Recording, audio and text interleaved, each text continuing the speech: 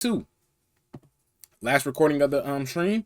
The 31 seconds that ruined Patty Pimbletts' career. I used to see him everywhere. The entire world was supporting Patty Pimbletts until just 31 seconds of talking revealed he was actually super unlikable. His rapid social media growth subsequently disappeared, while the comments became so brutal he couldn't even handle it. I can't say anything without people jumping on it. The nasty comments get to you. I don't sign into my social media anymore. Everyone quickly decided Patty wasn't the next big thing, which is all people could talk about during his rise to fame. This article, for example, wrote, Patty Pimbletts is the next big thing and has the potential to be as big as Conor McGregor. What did he do? It's not difficult to see I thought how the media drew this conclusion. Patty had a similar kind of confidence. This is my destiny. I've got the personality, I've got the look. The new king's here, lad. With comments describing him as a likable mix of humility and arrogance. The last thing I thought he was talking about was like mental health or mental illness. Thousands of views by or taking care of your mental health. Although it was on the topic of food that he garnered the most attention. Patty's fighting weight was 155 pounds, yet in between matches he'd ballooned to over 200. So you're 200 right now. What do you get to when you fight?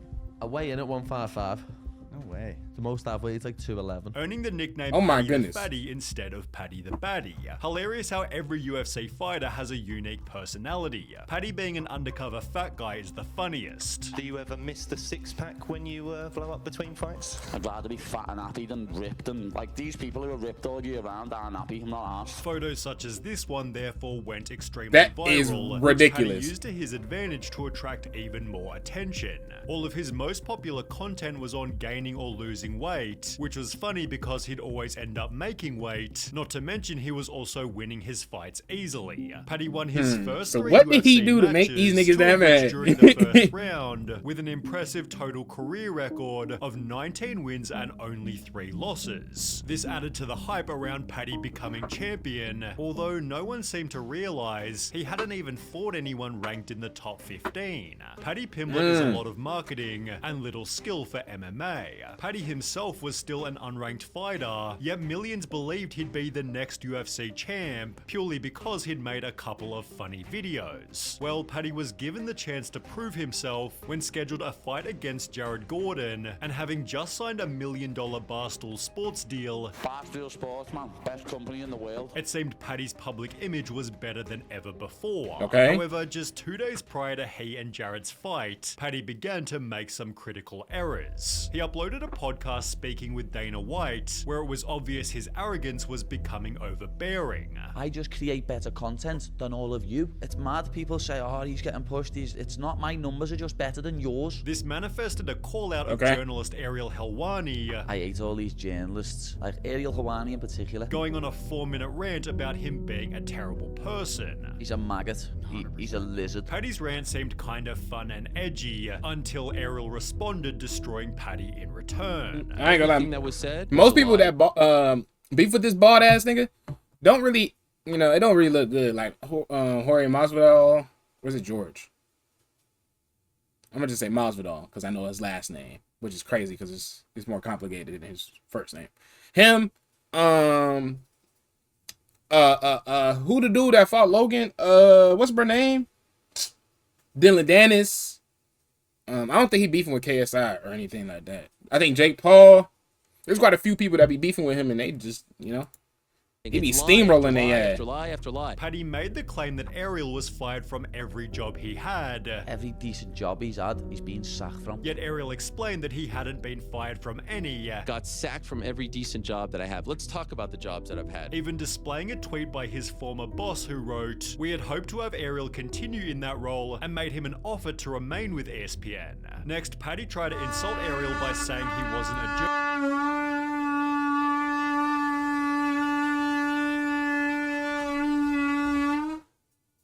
Drill loud as shit. journalist. Get a content. Had to mute the mic, damn it.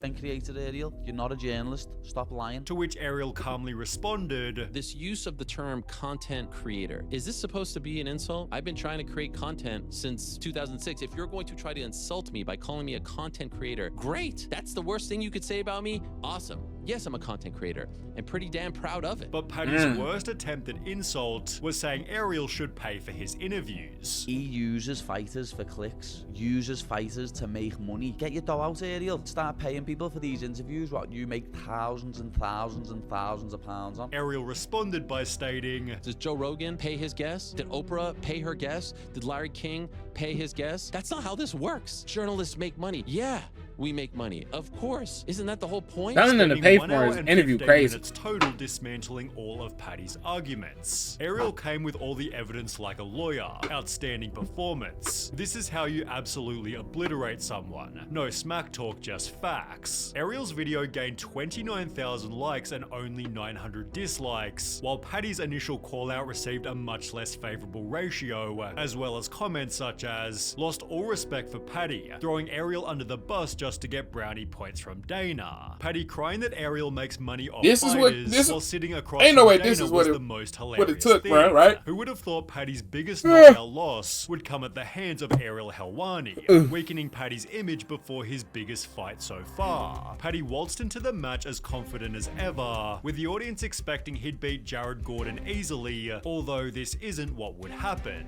Patty spent the entire fight eating punch after punch from Jared, and by the end it seemed obvious that Jared Gordon had won.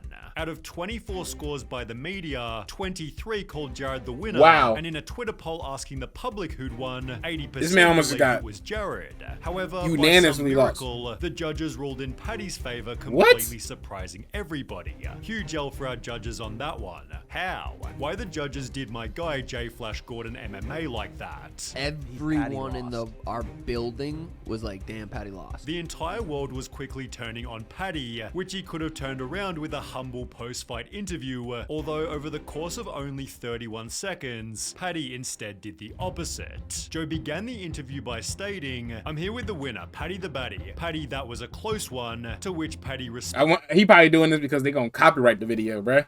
responded with, no, it wasn't. That wasn't close. You just controlled me in the third. But you know what, Joe? Have you consulted me manager and seen how much you're paying me for this interview? To which Patty was met with silence. Joe then continued, you don't think it was a close fight at all? To which Patty responded, no, not at all. I won the first 2 rounds and then coasted in the third. I knew I was 2 rounds up, so I didn't want to do nothing dangerous and risk losing the fight. I knew for a fact I'd won the first 2 rounds pretty easily, and demanding fight of the night as he walked off the stage definitely didn't help anything.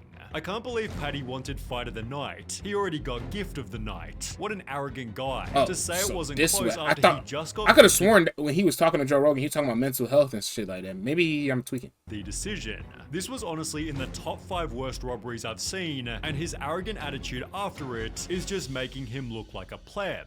Patty then went into a press conference where his arrogance became even worse. Everyone's got an opinion, lad. The opinions are arseholes. You know what I mean? Everyone's got one. I know I won that fight. Simple as. I deal in facts, lad, and everyone talks about me, lad. That's how they stay relevant.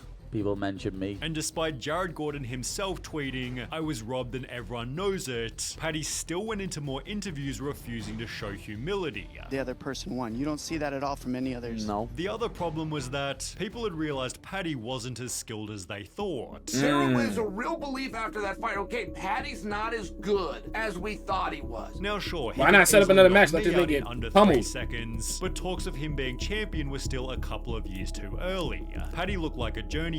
He's clearly not ready for the top 15. I could care less if I ever see him in a fight again, and apparently neither did the rest of Patty's fans, as he began to lose thousands of followers per month. Additionally, people uploaded videos such as Patty the Baddie getting rocked by unranked fighters, and Patty Pimbletts all losses in MMA, conveniently just days after Patty ruined his image. Patty then began to realize he'd made a massive mistake. The amount of times I've been told I lost that fight. The last year has been quite hard, to be honest, lad. The amount of people that have just been giving me hell on socials and online and stuff like that, know what I mean? I was the low-hanging fruit that it was easy to to jump on the hate bandwagon at the time, so everyone did it. And all of a sudden, this statement I'm always gonna have this media and this big bubble around me whenever I turn up to fight. was looking a lot less likely.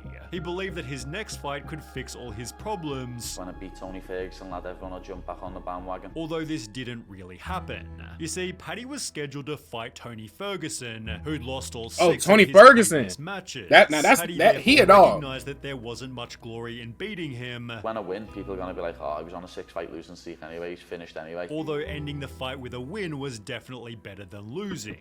This time, Paddy gave a much more humble post-fight interview. He's one of the toughest men out there. Hats off to him, he's an absolute legend. Leading to comments such as officially off the Paddy hate train. Couldn't help to notice how determined he was, and humility goes a long way. Now welcome to the UFC, Paddy. He'd therefore gained back 300,000 followers, although it didn't restart the hype train like Paddy might have wanted. Others have suggested it feels like the spark has completely left him, although at the age of 29 he still has plenty of time to prove himself, albeit now with a much more grounded perspective. Probably never answer questions again in a post-fight interview about the actual fight until I've watched it back. In my own head, I'd done well in that fight, and then I watched it back and it was a completely different fight to what I had in my head.